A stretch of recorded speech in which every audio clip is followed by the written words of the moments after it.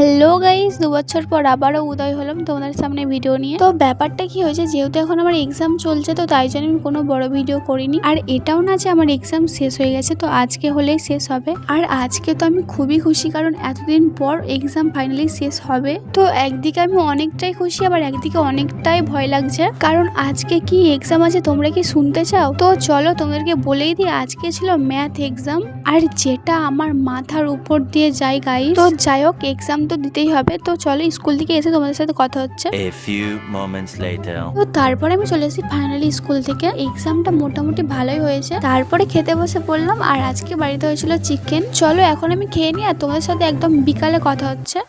Few moments later.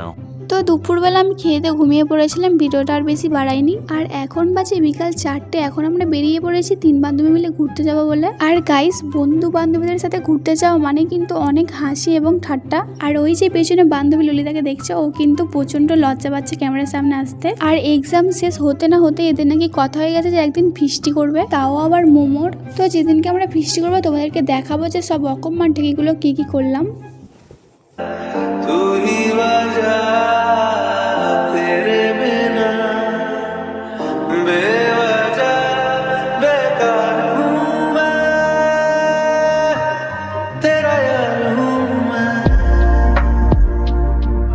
তারপরে আমরা অনেক মজা আর এনজয় করলাম। আর এই যে দেখতে পাচ্ছ, আকাশে কিন্তু চাঁদ মামা উঠে গেছে। আর এখন প্রায় 5টা বাজে। আর এখন যেহেতু শীতকাল, তাই জন্য 5টা মানে রাত হয়ে যায়। তো তারপরে দেখলাম যে আজকে ফুচকাও বসছে, তাই জন্য দেরি না করে দাঁড়িয়ে পড়ি ফুচকা খাওয়ার জন্য, কারণ আমি ফুচকা দেখলে নিজেকে সামলাতে পারি না। তো কেউ যদি আমাকে জিজ্ঞেস করে যে আমার প্রিয় খাবার কি, তো আমি আগে বলবো আমার প্রিয় খাবার ফুচকা। তো তারপরে দেখি না আবার আমাদের মধ্যে ঝামেলা শুরু হয়ে যায় কিসের জন্য একটা।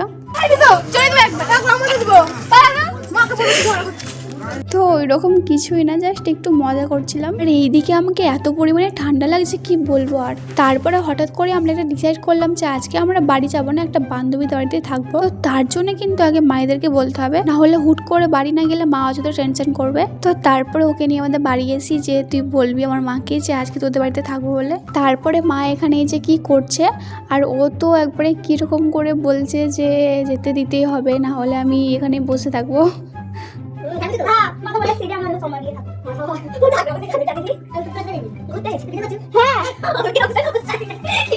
তো ফাইনালি মাকে অনেক করে বলার পর তারপরে যেতে দিয়েছিল। তো এখন আমি চললাম বান্ধবীদের বাড়ি। চলো। তারপরে আমার বান্ধবী ললিতা দুজনের মাকে রাজি করিয়ে আমার দিকে নিয়ে এলো। আর আজকে 3 জনে আছি বলে কথা ধামাকা তো করতেই হবে। আর আমি যেখানে যাই আমাকে ভুলে গেলেও চলবে, কিন্তু আমার চার্জারের কথাটা একদম মনে রাখতে হবে। ওই চা করতে কি লাগছে বল? বলো শোনা। তারপরে এসে দেখি বান্ধবী ললিতা আমাদের জন্য চা বানাচ্ছিল। বানাচ্ছে আমাকে শুয়ে পড়ে ব্লগ বানানো আছে। কি করে?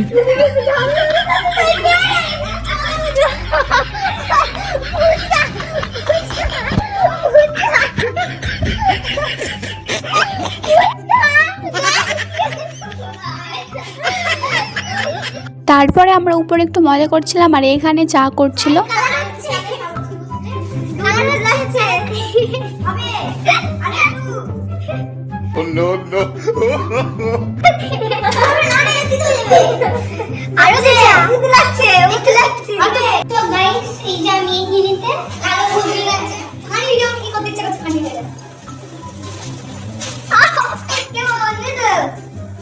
বাবার মাথায় কেটে যাবে, ফোন করবে এক্ষুনি।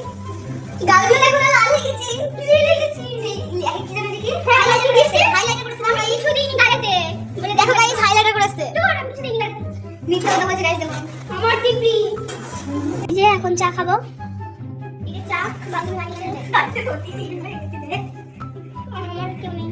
আচ্ছা তুমি মাঝে বের করে পারো। আচ্ছা দিয়ে দেখ চা কেমন হয়েছে, কেমন হয়েছে? তোরা খা, আমি তো আমার চলো খাই। খা। কি দারুণ, বাহ নাইস, ভালো হয়েছে। বান্ধবী ললিতা চা বানিয়ে চা দেখো দিদি। না না না সবার কথা। তো গাইস, তোমাদেরকে আগেই বলে দিচ্ছি অনেক অনেক সরি, কারণ এই ভিডিওটা যেহেতু আমি 2 দিন আগে করেছিলাম আর কতগুলো ভিডিও ডিলিটও হয়ে গেছে, তাই জন্য আমি আর কোনো ভিডিও দিতে পারলাম না। তো যাই হোক, ভিডিওটা ভালো লাগলে একটা লাইক করে দিও। তো চলো বাই।